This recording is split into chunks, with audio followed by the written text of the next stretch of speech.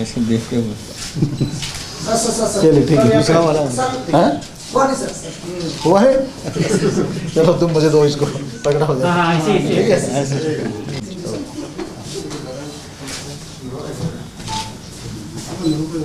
Surrender of 4 NLFT BM leaders, namely Ratan Kulwai, Jaisaran Jamatia,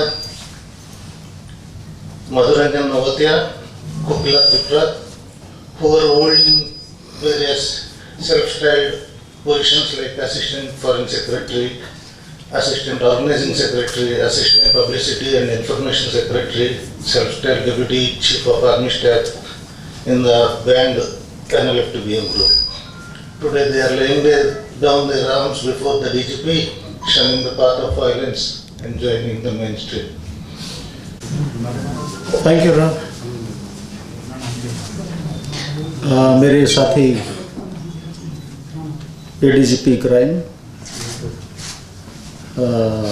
IGTSR GS साहब, सबसे पहले मैं आप सभी का इस सरेंडर सेरेमनी में स्वागत करता हूँ। एक अल्प समय में आपको जो सूचना दी गई उसके बाद आप सभी यहाँ पे आए, आभारी हैं आपको।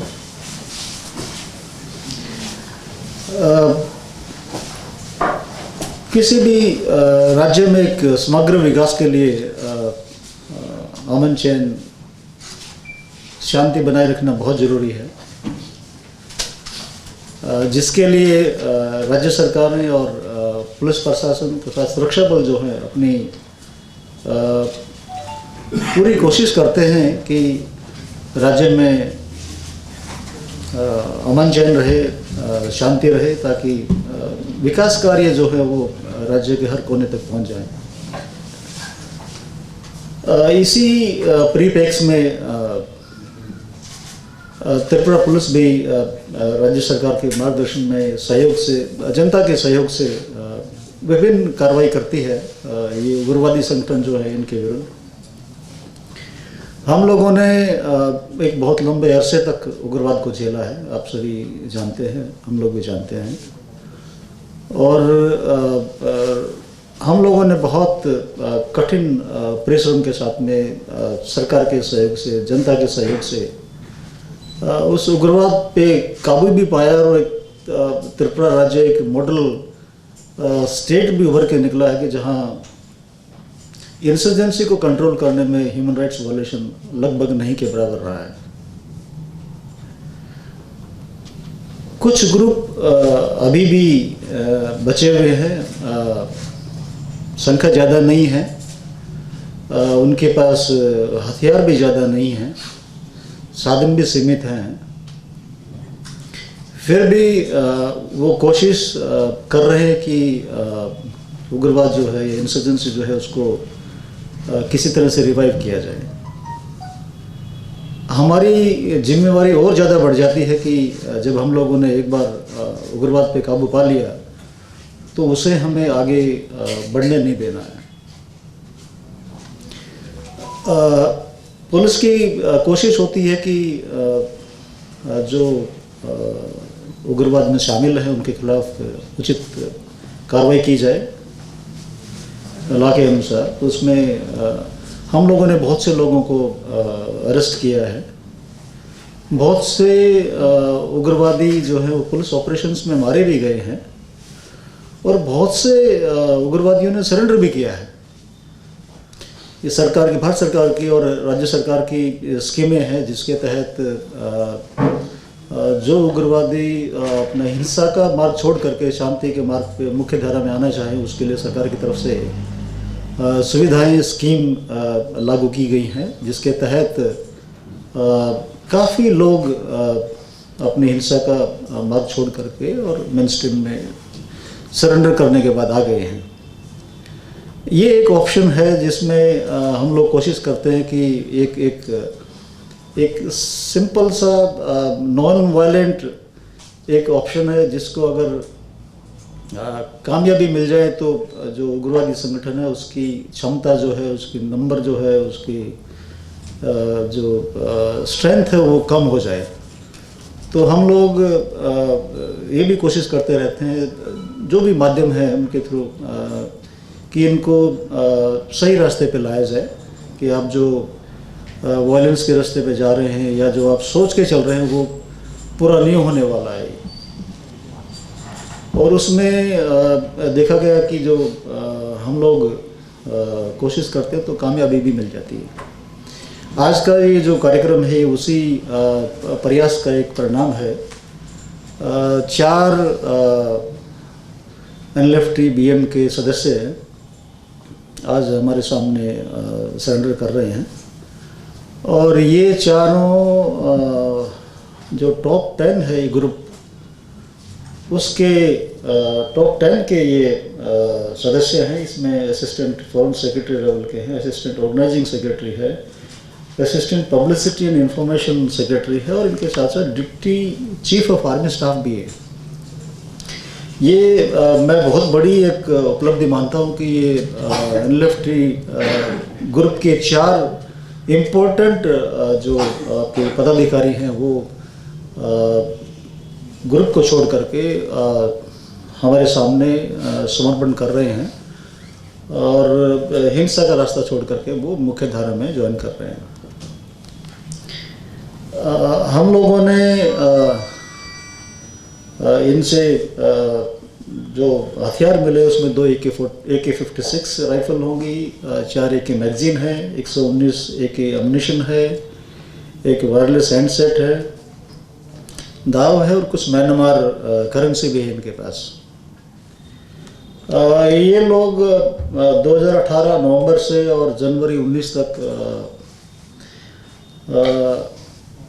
नॉर्थ ईस्ट के काफ़ी ग्रुप्स के साथ में, ग्रुप्स के मेंबर्स के साथ में इन्होंने म्यांमार में KYKL हेडक्वार्टर कैंप कहते हैं, वहाँ एक टग्गा जगह है म्यांमार में जहाँ इन्होंने प्रशिक्षण लिया है और प्रशिक्षण के पूरा होने के बाद में ये नॉर्थ ईस्ट के और स्टेट्स में भी गए हैं। इन्होंने वहाँ के भी हालात देखे हैं, हमारे हालात भी देखे हैं और ये घूमने के बाद में इन्होंने ये महसूस किया कि जिस आशा के साथ इनको ये ग्रुप ज्वाइन करवाया था ये शायद कभी पूरा नहीं हो पाएगा। और दूसरा ये जो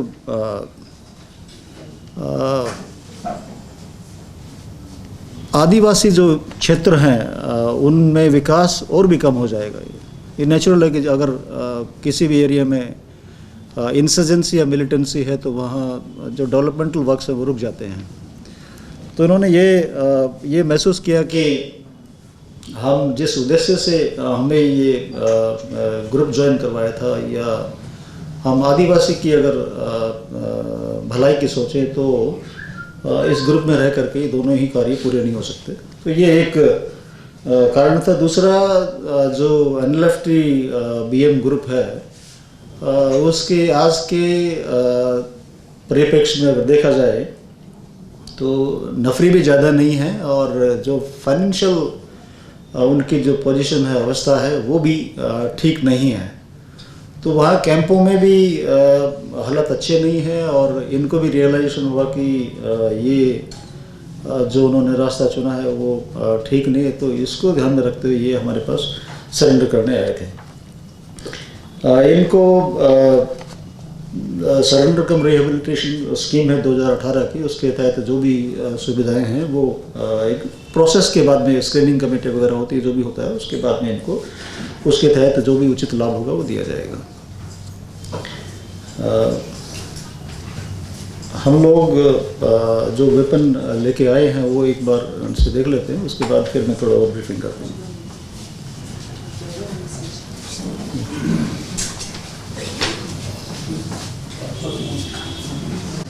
रथम कलोई जो हैं ये assistant foreign secretary, self styled assistant foreign secretary हैं। एजुकेशन क्वालिफिकेशन इनका MA फाइनल है। नंबर 2 है जॉय साधन जमातिया, एलियास और भी हैं, वो मैं नहीं बता रहा हूँ। ये self style assistant organising secretary हैं।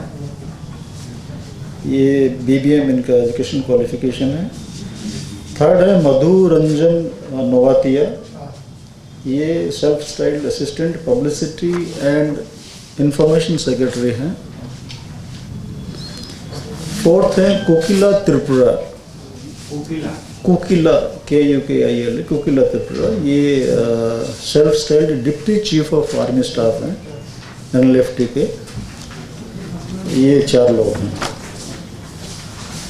ये प्रेस रिलीज दी जाएगी जिनमें इनके एड्रेसेस वगैरह भी होंगे। सर एक कहाँ का रहने वाला है सर? तो आपको हम एक प्रेस रिलीज देंगे, उसमें सारा डिटेल दिया होगा। सर विश्व में हम नेवर में स्टिल अलाइव और व्हाट? आते हैं मैं थोड़ा सा और आप लोगों से बात कर लूँ। ये DGP का पदभार ग्रहण करने के बाद मेरी पहले ही आपसे मुलाकात है।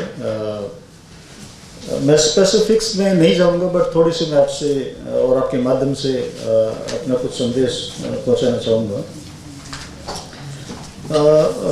पुलिस को किसी भी कार्य को ढंग से करने के लिए, अच्छी तरह से करने के लिए सरकार के सहयोग की तो आवश्यकता है ही, जनता के और मीडिया के सहयोग की भी बहुत आवश्यकता है। मैं निवेदन करूंगा आपके माध्यम से, आपके साथियों से और जनता से कि हम अपनी तरफ से पूरी कोशिश करेंगे कि आपके हर प्रकार से सहायता करें, पर हम आपसे भी सहयोग की अपेक्षा रखते हैं। मीडिया में डिपार्टमेंट को लेकर के खबरें छपती हैं। मेरा एक ही निवेदन है कि उसको छापने से पहले थोड़ा तथ्य देख लें, वो चीज़ हमारे विरुद्ध हो या हमारे फेवर में। तो अगर तथ्य ठीक रहेगा तो फिर हमें उस पर कार्रवाई करने में आसानी रहेगी। हमारे सामने चुनौतियाँ काफ़ी हैं, चाहे वो उग्रवाद की हो, चाहे वो लैंड ऑर्डर की हो, चाहे वो समाज में एजिटेशंस की हो। आप सभी देख रहे हैं कि पिछले कुछ समय से चल रही हैं। तो वो बिना पब्लिक के सहयोग के हमें करने में थोड़ी कठिनाई होगी। मेरा विभाग जो है वो एक टीम के रूप में काम कर रहा है, और कल भी अगर आपको थोड़ा सा महसूस हो तो TPF का एक बंद कॉल किया था, बट हम लोगों ने उसको बड़ी अच्छी तरह से हैंडल किया, और सभी जगह जो रेल रोड वगैरह सारे रास्ते खुले हुए थे, जनता को ज़्यादा कोई दिक्कत नहीं हुई। मिलिटेंट ग्रुप में हमारा एक NLFT BM ग्रुप है जो अभी थोड़ा एक्टिव है। मेनली वो अपनी स्ट्रेंथ बढ़ाने के लिए, जैसे मैंने पहले बताया, चूँकि संख्या ज़्यादा नहीं है तो वो ट्राइबल यूथ को ल्यूर करना चाह रहे हैं, वो चाहे कास्ट या कम्युनिटी लाइन्स पे या कुछ उनको विजन दिखा करके। हमने देखा कि जो यूथ जा रहे हैं वो नॉर्मली एक अनएम्प्लॉयमेंट वाला जो अवस्था है उसकी वजह से रेडली तैयार हो जाते हैं। सरकार की तरफ से भी बहुत सी स्कीमें चलाई जा रही हैं, जॉब्स भी निकल रही हैं, और प्राइवेट एंटरप्राइज के लिए भी लोन वगैरह बहुत मिलता है। तो ये एक कोशिश होनी चाहिए कि जो ट्राइबल यूथ अनएम्प्लॉयड है वो अपना मिलिटेंसी में जाने के बजाय एक मुख्य धारा में रहते हुए अपना जीवन यापन करें। तो ये थोड़ा एक मेरा आपसे निवेदन है कि इसे ज़रूर आप ट्राइबल यूथ तक पहुँचाएँ। मिलिटेंट्स से भी हमारा एक अपील है कि ये जो रास्ता उन्होंने अपनाया है उसमें उनको कामयाबी कभी नहीं मिलेगी। उसमें सिर्फ नुकसान जनता का होगा या उधर उनका होगा। हमारे जो डेवलपमेंटल स्कीम्स हैं वो इससे रुक जाएंगी, इससे ज़्यादा कुछ होने वाला नहीं है। नागालैंड देख लीजिए, मणिपुर देख लीजिए, जहाँ हमसे बहुत पहले और बहुत ही क्रिटिकल इंसर्जेंसीज थी, वहाँ भी आप कुछ ज़्यादा नहीं कर पाए हैं। तो ये सरकार की तरफ से भी स्कीम्स हैं जिनके तहत आप सरेंडर करके और अपने बेनिफिट्स ले सकते हैं। तो आप मेन स्ट्रीम में आ जाएं मिलिटेंसी का पाथ छोड़ करके। बीच में हम लोगों ने देखा कि कम्युनल लाइंस पे डिसहार्मोनी क्रिएट करने की कोशिशें की गई हैं। इंसिडेंट्स होते हैं, इंसिडेंट्स होते रहेंगे, लेकिन फेक न्यूज़ के माध्यम से, ज़्यादातर फेक न्यूज़ के माध्यम से वो कम्युनिटीज़ को प्रोवोक करते, चाहे वो हमारी ट्राइबल कम्युनिटी हो, चाहे हमारी बंगाली कम्युनिटीज़ हो। और ज़्यादातर देखने में आया कि जो ये मैसेजेस आपके व्हाट्सएप पे जा रहे हैं, सोशल मीडिया पे जो भी जा रहे हैं, ये ज़्यादातर फेक है। इसमें कोई फैक्ट नहीं, कोई कंटेंट नहीं है। लेकिन लोग इससे गुमराह होकर के कई बार एजिटेशन वगैरह या वायलेंस वगैरह पे आ जाते हैं, जिसमें कि नुकसान ही और कोई फ़ायदा नहीं है। तो ये मेरा एक निवेदन रहेगा कि अगर कहीं भी किसी को ये मालूम चले कि ये फेक न्यूज़ स्प्रेड कर रहा है या भेज रहा है, तो कृपा करके हमें बताएं। हम हमेशा अवेलेबल है। सही न्यूज़ सही समय पे मिलेगी तो मैं विश्वास दिलाता हूँ कि कार्रवाई जरूर होगी।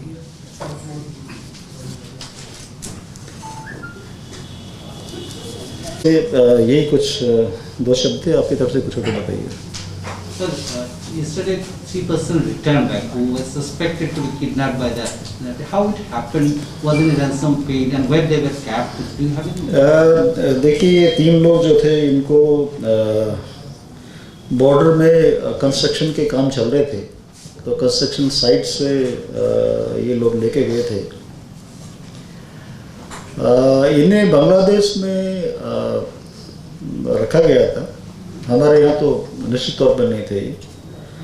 और एक चीज़ मैं आपको बताना चाहता हूँ कि इस किडनैपिंग के बाद में ख़ास तौर पे मैं माननीय मुख्यमंत्री महोदय का मतलब दिल से आभारी हूँ। SDG मेरी जिम्मेवारी बनती है कि मैं पूरी कोशिश करूँ कि उनको लेके आऊँ, लेकिन जो कदम उन्होंने उठाए हैं इनको वापस लाने के लिए, शायद ही किसी राज्य के मुख्यमंत्री ने उठाए होंगे। आपने इन्होंने खुद बांग्लादेश की प्रधानमंत्री से बात की है, भारत सरकार ने बात की है। मैंने भी खुद बांग्लादेश के जो सिक्योरिटी फोर्सेस उनके DG से बात की है। हम लोगों ने जितना पॉसिबल हो सकता था सारी एजेंसीज यूज़ की, और इतना प्रेशर एक्चुअली बन गया था इन पे कि इन्हें यह था कि छोड़ा जाए उनको किसी तरह से भी। तो हमारी जहाँ तक सूचना है, जहाँ तक हमें मालूम है, इन पे प्रेशर इतना था कि इन्हें छोड़ना पड़ा। Any ransom paid? हमारे पास रैंसम की कोई सूचना नहीं है। जैसे मैंने बताया कि हमारे यहाँ त्रिपुरा के अंदर जो इनके स्पोर्टर्स हैं, हार्बर्स हैं, कोलबरेटर्स हैं, हम उन पर पूरी कार्रवाई कर रहे थे। ऐसे ही बांग्लादेश में हमसे जो भी सूचना दी जा रही थी या उनके पास जो सूचना थी हमसे कंफर्म करवा रहे थे उसके देश पे, उन्होंने उधर बहुत ऑपरेशंस किए। तो ये इफेक्टिवली अपनी जगह पे रह नहीं पा रहे थे, तो जिसकी वजह से इन्होंने ये मेरे ख्याल से सोचा है कि इनको छोड़ना बेहतर रहेगा। जी after long back why NLF is इतना एक्टिव हो गया हमने एडीसी इलेक्शन के, इसलिए क्या? नहीं, मैं ADC इलेक्शन से तो इसको लिंक नहीं कर सकता, क्योंकि मेरे पास कोई ऐसा फैक्ट या डाटा नहीं है। बट कोई भी इंसर्जेंट ग्रुप जो है, जब उसकी फाइनेंशियल कंडीशन क्रिटिकल हो जाए या उसकी ग्रुप की संख्या क्रिटिकल हो जाए, तो उसे कुछ न कुछ करना पड़ता है। तो मुझे ये लगता है कि चूँकि उनकी फाइनेंशियल कंडीशन क्रिटिकल है, उनकी नफरी कम है, इसलिए उन्हें अपने ग्रुप को खड़ा रखने के लिए ट्राइबल यूथ को मे भी मोटिवेट करने के लिए कि ग्रुप को ज्वाइन करें, ये कदम शायद उन्होंने उठाया होगा। धामचोरा में लिटोनाथ करके एक अपहरण हुआ था, इस विषय में पुलिस के पास अभी क्या जानकारी? धामचोरा वाले में मैं आपसे ज़्यादा तो नहीं शेयर करूँगा, क्योंकि अभी इन्वेस्टिगेशन उसमें चल रहा है। लेकिन हम लगभग डेली रेड कर रहे हैं, वो चाहे त्रिपुरा में हो, चाहे वो मिजोरम में हो, चाहे वो आसाम में हो।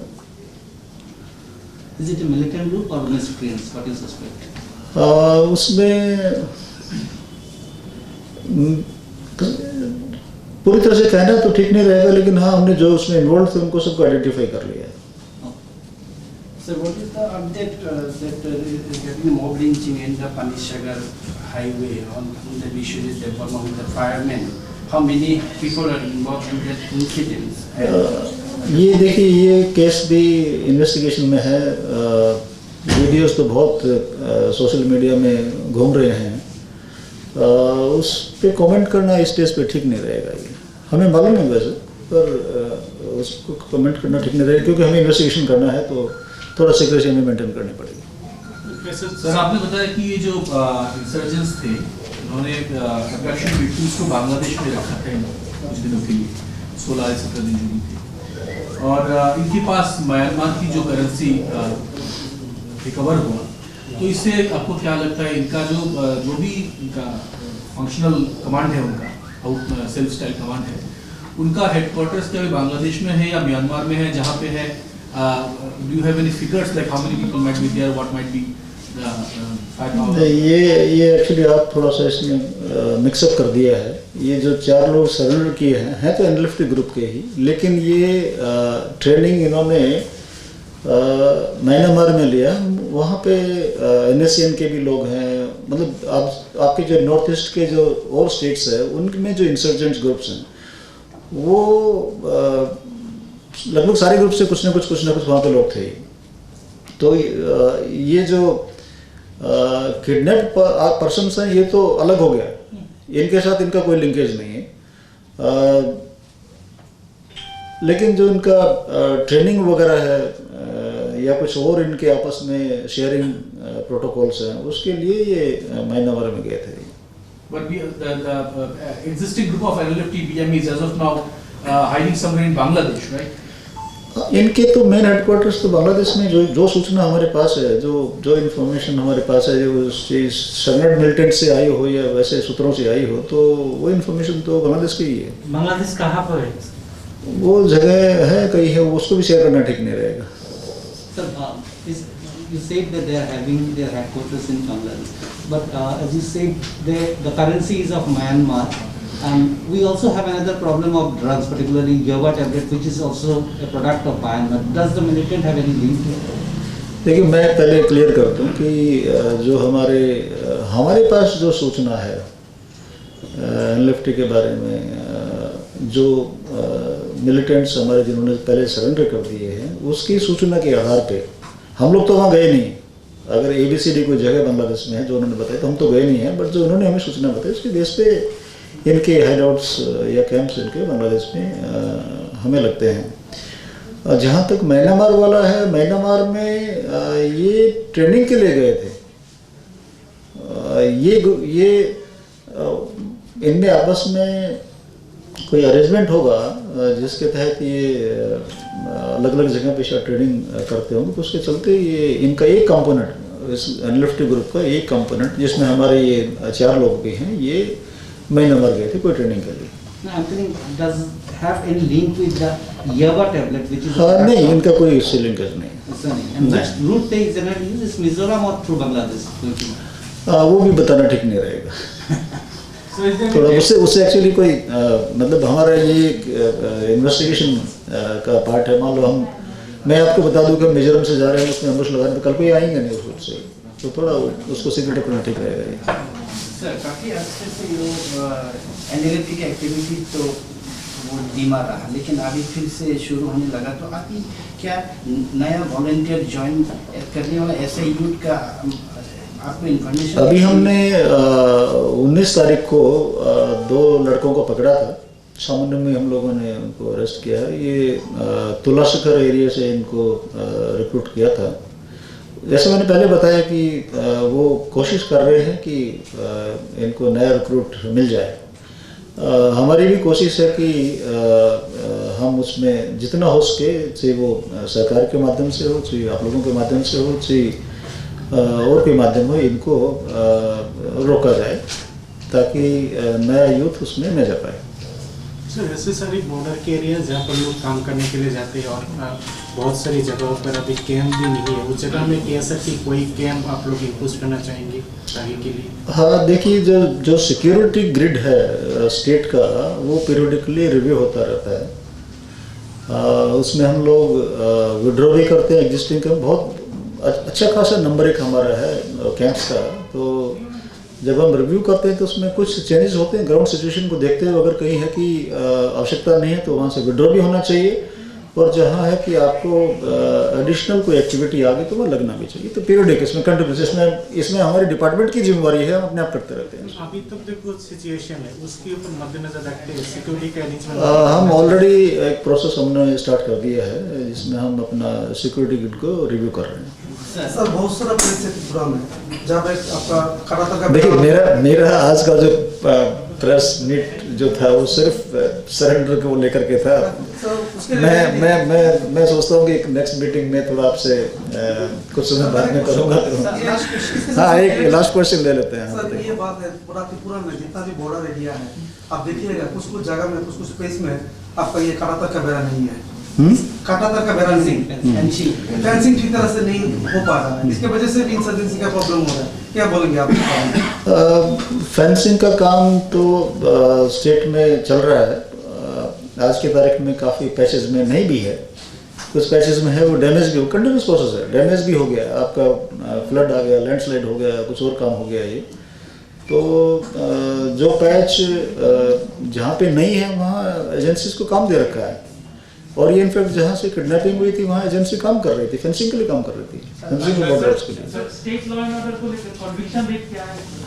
वो मैं डाटा लेके नहीं आया क्योंकि मैंने ब्रीफिंग नहीं करना था उस पर, इसलिए उस पर बात नहीं करेंगे। एनएलएफटी ग्रुप के साथ स्टेट गवर्नमेंट का एक्ट ऑफ पीस टॉक चल रहा है, सेंट्रल गवर्नमेंट की भी चल रहा है, इसलिए 6-7 महीने पहले शिलोंग में भी एक डिस्कशन हुआ था शायद, लेकिन इसका क्या अपडेट है? अगर पूरे ही आ जाए तो शांति होगा, तो इसका क्या अपडेट है? इसका अभी कोई अपडेट नहीं है। सर लास्ट टाइम जब 88 कैडर्स सरेंडर किए जी, तो स्टेट गवर्नमेंट से बोला गया कि अराउंड 100 कैडर्स तभी भी एक्टिवेट थे, तभी आपने बोला कि फ्रेश रिक्रूटमेंट चल रहा है शायद ऐसा कुछ, तो अभी कुछ ऐसा कुछ डेटा है कि कितने कैडर्स अभी एक्टिवेट हैं? नहीं, वो सूचना हमारे पास है लेकिन वो मैं आज इसको शेयर नहीं कर पाऊंगा। इतना मैं जरूर कहना चाहूँगा कि ये कोशिश कर रहे हैं कि इनको और रिक्रूट मिल जाए। Sir, 4 out of 10 surrender, as you said. So, do you think it's a big setback for NLFTPM and a good initiative from Tripura Police side when we are seeing some cases of extortion and abduction? ये निश्चित तौर पे ही बहुत बड़ी कामयाबी है कि top 10 में से उनका deputy chief of army staff आना हमारे पास ये बहुत बड़ी बात है, और जो ये और लोग हैं वो भी क्रिटिकल पोस्ट होल्डर्स हैं, तो ये NLFT के लिए निश्चित तौर पे एक सेटबैक रहेगा। Sir general law and order का वो लास्ट क्वेश्चन तो नहीं अपनी हो पाएगा। Thank you.